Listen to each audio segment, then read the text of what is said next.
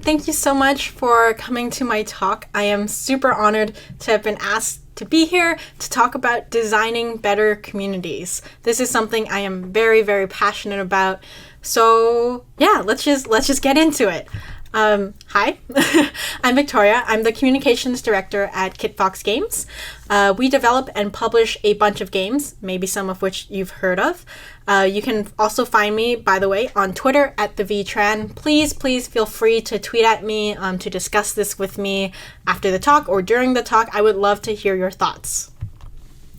So Kitfox Games, obviously, as you can see on the side here, we work on a bunch of different games, we develop, we publish, but what's important to me is that no matter what game it is, that the community that we decide to create and that people decide to join is a welcoming and friendly place. I want to talk about designing better communities from a more macro perspective, but first, imagine your ideal community. You don't need to necessarily write out what you want, but the point is, don't create spaces out of thin air or think banning bad people is all there is to real community development. You need to have goals. What does an ideal community look like? How does it function? And why do you want it to be this way? Devs tend to think they want a community, but neglect considering what kind of belongingness that they want from them. And then those who do consider it might decide that they want fluffy concepts like positive or healthy or engaged or nice communities. And honestly, it's all very nice, but what does it mean? It's a great goal, but it doesn't concretely describe what actions to take. How do you get there? That's what I'm going to talk about. So a really quick agenda is that we're going to talk about rules and social systems, writing rules, and the payoffs for it. And before we get into that structural part, here are some caveats. So 1, these things will not automatically make your community safer. This takes time and continual effort. 2, this isn't some mass strategy dreamed up to hit user retention or key performance indicators. While overall this will help retention over time, it will not look like it at first. And as with anything, there are a lot of variables that you'll have to think of depending on team size, game size, and community size. Our community strategies may only have been as successful as they are because we're relatively small. Giant mega communities that need million-unit selling games probably need additional strategies. Essentially, I want people to be mindful of how they love and interact with our games, and not just what they love. So let's talk about one aspect of community building that makes it better and that I think gets taken for granted because it's so prevalent, but really does make a difference, and that's rules. Okay. And obviously, there's a lot that goes into building better communities, but I have 15 minutes, and this is what I want to focus on. So rules are social systems that shape and influence behavior. Rules that aren't as helpful as you think they are things like just be nice, be respectful, etc. These aren't productive or actually informative and often result in people disputing the rules meaning when they break it. Also, things like don't be a dick is honestly the bare minimum that people should be. You may think that a violent FPS game will only attract violent, aggressive people, but that's wrong. Some of the nicest people can be found here. The ultimate final tone is dependent on the structure of the space that you set out. So superficial notions of just being kind to each other won't suffice here. When we're kind, it doesn't mean we give people a pass for bad behavior. Responding with we just need to be kind when someone does something like calling another person a slur brushes over really real complexities of life. So when we create rules and spaces, it means we need to think of the realities of the world and set up our spaces to be encouraging, empathetic, and accountable. Very important to be accountable. So to better understand this, I think of rules and communities as social systems. Understanding social systems is key to understanding communities. And what is that exactly? Social systems are the relationships between individuals, groups, and institutions. They can predict and shape how your behavior is influenced by the institution or group someone is a part of. So for example, the way you behave and interact at work are very different than how you behave at home. The same goes for whether in a hospital, a library, school, museum, etc. These systems have their own set of rules that allows the group and institution to function smoothly, and breaking the rules causes resistance. Game communities are exactly the same. So in the book The Forest and the Trees by Alan G. Johnson, he uses the board game Monopoly as an example. Monopoly is a mini social system with rules. Following the rules offer the path of least resistance to playing the game, but following them also impacts player behavior. If you've played Monopoly, you know that the whole goal is to control the board, and winning involves making sure your opponents lose all their money and property. That is, players are led down one path. which is greed. It's a rule set that not only encourages greed and all the attributes that come with it, but makes it a very necessary part of the experience. The point isn't if the game is fun or not, but that the rules encourage a certain behavior for participation regardless of your own personal values. And if you refuse to abide by them by cheating, then the other players will get angry or you'll just be kicked out of the game. So when we talk about social systems, it's important to consider what you, as a person privileged to be setting the rules, do with this. What outcomes are you looking for with your rule set? What is the path of least resistance for your community members? For Monopoly, it's greed. And for Kitfox, that's kindness. So people will have different ideas for the rules and how they should be implemented. But at the very least, these are the universal principles for the rule of law. So 1, they're clearly defined.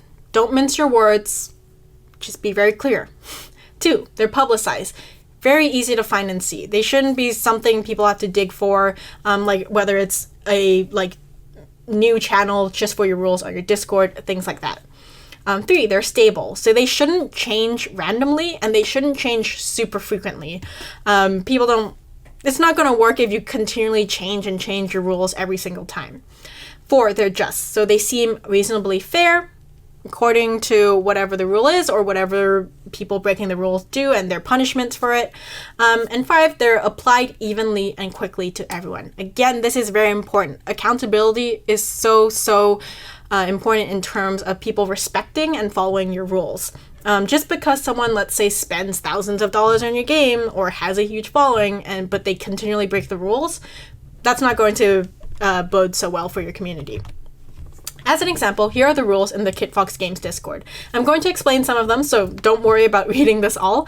I want us to be more aware of the wording that we use in rule creations. And while it's okay to reference rules from other studios, you should change them to fit your community. Every space is different, and rules can evolve as your community does.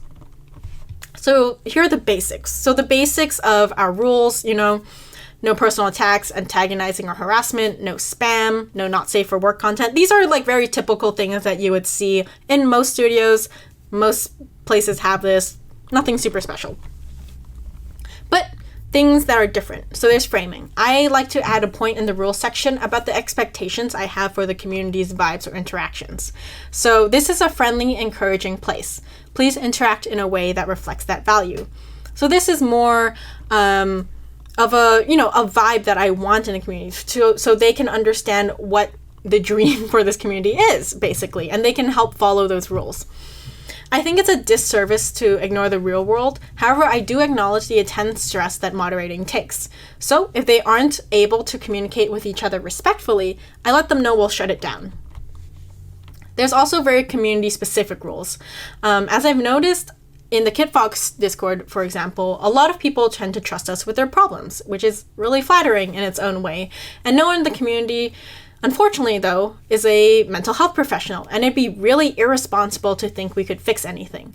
So I added a point later on and a resource about mental health. And this falls into evolving your rules to fit into the needs of your own community. There's also the value statement, which I think is really important. And shout out to Marcella from Co-op. This was originally in their Discord, and I asked if I could copy it because I love the wording on it so much.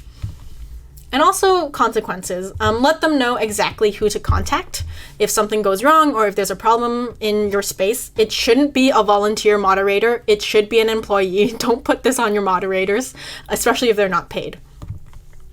Often what I'll do when I know we have a big announcement coming up, meaning our Discord will be flooded with new people, is warn the community that the censor bot will be hypersensitive to new words, or more words. This helps drive the tone of what I expect from new people entering, and once the initial boom is over, I go back to relaxing the rules. And of course, there actually needs to be someone to enforce the rules for this to work. You can't just have it be there and do nothing. Don't fear rule enforcement. It drives more productive conversations and weeds out those that are there under false pretenses. The problem with no rules is it'll eventually attract people who either like to troll, cause chaos, post explicit things, argue all the time, etc., which will eventually drive out people who don't want to deal with it. Every forum needs rules to maintain the purpose and functionality. And when rules are broken, often what helps is a DM their way with an explanation or a warning before any action is taken, rather than outright call out for everyone to see. Shame and embarrassment in public is usually more effective for making the person feel defensive rather than receptive to change. Give people a chance to improve and learn. If someone's coming out of anger, you can try to talk to them, help them vent in a healthy and productive way, and lead them to understand the tone of the community. And if they don't understand, it might not be the community for them. Membership is a conditional privilege that you get to remove at any time, and you set the tone. If it's a troll, aka someone trying to cause trouble on purpose, ban them. There's a time and place for everything, and you can't work with that. Being decisive is part of being the rule setter. Basically, you want to really nip toxic members at the bud. Don't keep them around because they talk and contribute to the space and you're afraid of silence. They're actually just taking up space and driving away more genuinely interested members from your community. All right, so we have our social system set up. Why is it so useful? There are times where you're going to need to be offline, especially in 2020 when doom scrolling and being online can be very exhausting. Or maybe you can't monitor social because, let's say if we were able to, we could travel to a convention, or you're on vacation, you're busy, etc. A good community shouldn't collapse because you're not around. The better your rules, the better your community can sustain itself as they understand what's expected from them and others. A lot of people think it's anonymity that creates trolls, or what I will scientifically call jerks, but it's not just that. After all, anonymous acts of kindness also exist. I argue it's when you have a person plus anonymity plus an audience/community that tolerates their behavior that creates the mean person. What rules does is when you have people come in with an ethical space and a community that isn't receptive to that kind of meanness, then you'll get a regular person, or at least they'll see the community isn't for them.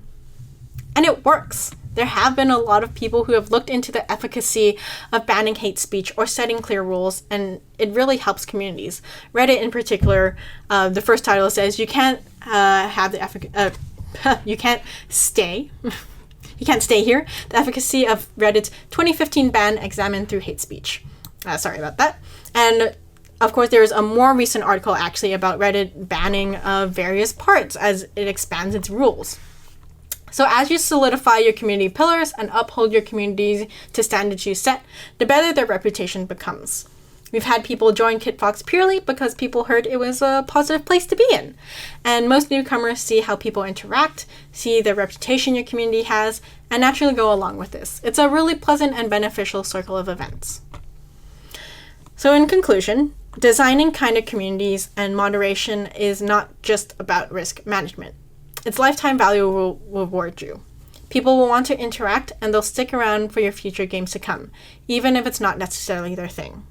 And this is a whole other topic that I really could dive more into. If you're interested, I have written a blog post called Designing Communities for Kindness on Medium. You can easily find it if you Google it, or you just hop on to my Twitter page in order to read the whole thing. I have links to it.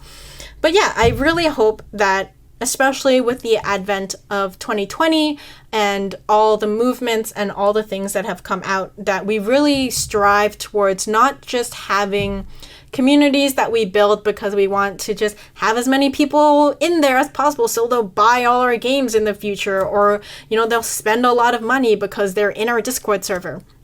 I really want to encourage us to genuinely think and consider the spaces we build and how we can form and shape online communities for the better. It's not just about making the most money anymore. Hopefully, I understand we need it to survive, but we're beyond when community management was a very, very, very new thing. Now we can try to focus on creating better communities. So thank you so much for listening to my talk. I hope it was helpful. I hope you enjoyed it. Again, you can find me on Twitter at @TheVTran. Tell me what you think. If you didn't like it, if you did like it, please be kind about that. But yeah, and you can also find me and my studio I work for at Kitfox Games on Twitter. We would love to see you there too. So yeah. Thank you so much. I hope you have a good rest of your day and that you find communities that you can be a part of and enjoy and love. All right. Bye.